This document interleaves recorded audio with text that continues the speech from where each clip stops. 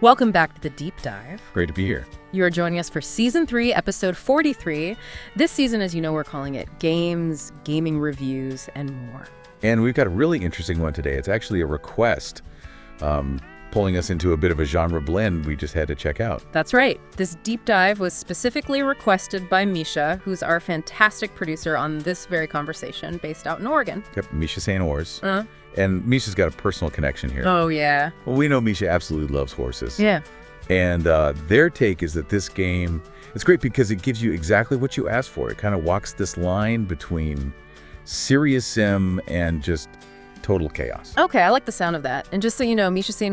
is an Adobe creator, a gamer, and yeah, the producer making this deep dive happen. So our mission today, dive into Rome, Wild Horse Simulator. It's by Chipken Games. Chipken Games, got it. And it really asks, what happens if you take a horse sim, the nurturing part, and smash it together with like an open world sandbox full of mayhem. Building your dream horse family, and then maybe immediately charging them at the nearest town. Okay. Yeah, let's unpack this. This sounds fun. Right, let's get the basics down first. Rome, Wild Horse Simulator. It's an indie game developed and published by Chipken Games. And pretty recent, too. Hit Steam November 22nd, 2024. Okay. Now, on the surface, the tags are what you'd expect. Casual, indie, simulation. But honestly, if you stop there, you miss the whole vibe. How so? The developer's mission statement is famously short. It's basically, you are a wild horse in the Wild West. That's it. That's the game.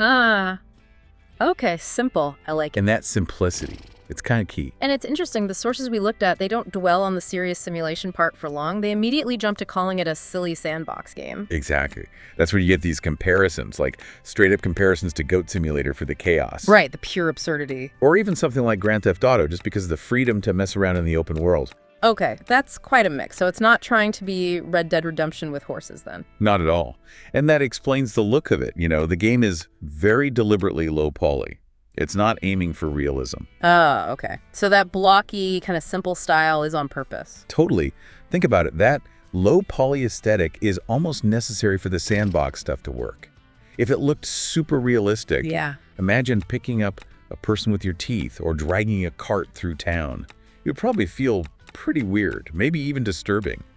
Or just break the physics. Good point. So the cartoony look actually enables the core gameplay loop, the horse anarchy. Yeah, it makes it funny. It lets you just roll with the ridiculousness of it all. It seems like players get that. It's got a mostly positive rating on Steam. It does. 77% positive out of, well, only 22 reviews so far, but still. Early days, but positive. Yeah, it seems to have found its niche. People looking for something fun, less serious in the horse game world. Okay, but hang on. If it's just about causing chaos, like Goat Simulator but with hooves, why call it a simulator? Why bother with the simulation stuff at all? See, that's the fascinating part. That's the tension, right? And it's why people like Misha seem to really connect with it. The simulation side is actually surprisingly solid. Really? Yeah, it gives you this like emotional core. A home base that contrasts with all the mayhem you can cause outside. So how does that work? You mentioned customization. Oh yeah, it's pretty deep. We're not just talking naming your horse. There's a detailed horse editor. You can customize up to 5 horses for your herd right from the get-go. 5? Wow. You have age, gender, name, appearance. The whole goal, explicitly stated, is to let you build the horse family of your dreams. I can see the appeal. For someone who loves horses, creating your own unique family unit before you even start playing, that's a big draw. Exactly. It hooks you into that nurturing side immediately. So you create this family, then what? Just admire them? No, you got to keep them happy. This isn't just window dressing. There's actual herd management. Okay, like hunger and energy levels. Every horse has needs, and you, the player, have to manage them. So you have to find food and water. You do. You need to explore and find a safe oasis, is what the game calls it. A place where the whole herd, including you, can chill out, eat, and recover energy. So there's a survival element. You can't just run around causing trouble forever. You need to go back home. Precisely. You have to return to that nurturing space to keep your family going. And does it go deeper, like long-term? It does. You can actually expand your herd. There's breeding mechanics. You can have foals. Oh, cool. And then you actually watch them grow up. They go from babies to yearlings, then adults. Yeah. It's a proper life cycle. Now that's an investment. That takes time and care, presumably. It really does. And that commitment ties into a really neat feature, the horse switching. Trade in your boring job for a brilliant career using Adobe Creative Cloud. Start learning now with the free trial link in the description. Horse switching. Yeah, since the herd is so central, the game lets you play as any horse in your family. Jump between them. Oh, that's clever. So you could play as one of the foals. You could. And imagine how different the world feels then. Those low-poly townsfolk probably look huge. Yeah, and the danger feels way higher. Getting lost, getting caught. Exactly. It changes your perspective, makes the world feel bigger, and really hammers home why protecting the herd matters. You're not just one avatar. You're managing this whole little ecosystem. Okay, that definitely adds weight to the simulator part of the title. Right, so we've established the cozy, nurturing side, the safe oasis, the growing family. Now let's talk about why you'd ever want to leave that oasis. Bring on the chaos. This is the silly sandbox, the goat simulator part. The equine rebellion. Equine rebellion, I like it. The game pretty much pushes you towards causing havoc, testing the limits. Oh, yeah. What can a wild horse get away with in a town full of people? Okay, let's get specific. What kind of havoc are we talking? Is it just knocking things over? Oh, it's more direct than that. You're encouraged to interact disruptively with the townsfolk. Disruptively how? Attacking them, grabbing them, even picking up things like objects in the world and dragging them around. Wait, you can grab a person? Like with your horse teeth? Uh-huh. You can absolutely grab a person, maybe a merchant, and just drag them away. That's hilarious and slightly terrifying. And the game kind of frames it. It's not just random vandalism. There's an element of adventure, even liberation. How so? Well, one of the activities is rescuing other horses that the townsfolk have captured. So your chaos can have a point. A slightly destructive but heroic point. Okay, rescuing your captured brethren by causing mayhem. It's like you're the star of a very strange Western. Pretty much. But there have to be consequences, right? You can't just go around town relocating shopkeepers without someone noticing. Oh, they notice, and they react. Yeah. You definitely have to try and avoid getting caught. What happens if you do get caught? Jail time for horses? Sort of. If they corner you while you're mid-havoc, you get sent to this capture zone. And then you face a specific mini-game challenge to get free. Ah, an escape minigame?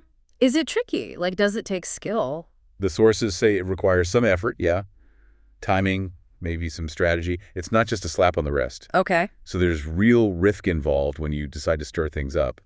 Escaping lets you get back to your wildlife, back to your herd. So it reinforces that loop again. Nurture the herd, go cause some trouble, risk getting caught, fight to get free. And return to the safety of the oasis. It's the whole cycle. And the world itself supports this. Yes, this low-poly open world, yeah. Big canyons for roaming free, but also these localized towns packed with, well, targets for your disruption. Perfect for the Wild West theme. Mm-hmm. And, stepping back a bit, it helps to know where this all comes from. Rome is explicitly called out as a passion project by a solo developer. Ah, Chipken Games is just one person. Seems so. Yeah. And that explains a lot, doesn't it? Why it's so focused on this very specific blend of simulation and chaos. Yeah, a solo dev often has a very clear, sometimes quirky vision. It also probably impacts the tech side, too. Definitely. Yeah. It was built using Unreal Engine. Okay, that's a popular choice. It is. And it's interesting, right? Because while maybe another engine might be slightly better for pure, complex simulation, Unreal is fantastic for physics and handling big open worlds. Which you need for the sandbox chaos. Exactly. You need those physics interactions to feel fun when you're dragging stuff around. Unreal lets a solo dev achieve that kind of broad sandbox feel. Makes sense. And that focused approach probably helps keep the system requirements reasonable, too. For the minimum specs, yeah. It's on Steam, needs Windows 10. Minimum is an Intel Core i5, 8 gigs of RAM. Pretty accessible. But you mentioned physics and stuff. Does it get demanding if you really push it? Looks like it. The recommended specs jump up quite a bit, suggesting an NVIDIA GeForce RTX 3060 for graphics. Trade in your boring job for a brilliant career using Adobe Creative Cloud. Start learning now with the free trial link in the description.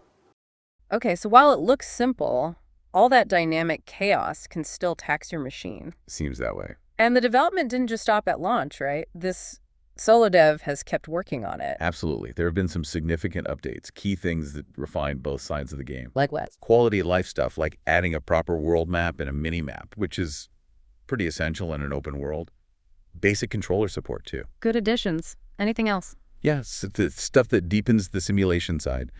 Weather effects like rain and thunderstorms have been added. Oh, nice. And they've tweaked the day-night cycle and the aging mechanics. So constantly tuning that balance between the cozy home life and the wild outdoors. So wrapping it up on the tech and experience side, it sounds like the appeal is pretty straightforward. You get exactly what's promised. Yeah. A clear concept, a lighthearted fantasy, low price point. Yeah. It lets you jump between careful horse care and just unbridled equine fun. All right, that was a really fascinating look at Rome, Wild Horse Simulator. It feels like a game living comfortably in two very different spaces. It really does. You've got this deep emotional pull towards nurturing, customizing your herd, finding that safe oasis, watching the foals grow up. That's stability. But then, flip side, you've got this almost irresistible urge for freedom, for chaos. Galloping into town, causing trouble, rescuing other horses, the whole rebellious streak. And the game doesn't force you to choose, it embraces both. It's about the fantasy of being a truly wild, free-roaming horse, fun over strict realism. Yeah. It puts the power in your hands to decide what kind of wild horse life you want. So here's maybe something to think about, drawing from all this. Okay. The game is built entirely around this tension, right? Building your dream family, and then risking that stability by attacking townsfolk, needing to escape that minigame to get back. Yeah. So the question for you, the player, becomes, which part is actually more rewarding in the end? Is it the long-term satisfaction of the safe oasis, seeing your herd thrive, that stability? Or is it the adrenaline rush, the thrill of the chaos, the high stakes of that escape minigame when you push your luck for freedom? Stability versus the thrill. That's a good one. Thanks for joining us for this deep dive. It's been a pleasure. We'll see you next time. See you later. And that's a wrap on this deep dive. I'm Misha, and let me send out a huge thank you for listening. If you want more content on gaming, education, or other fun stuff, head over and find me on YouTube. Link is in the show notes. Thanks again for tuning in, and I'll catch you on the next deep dive.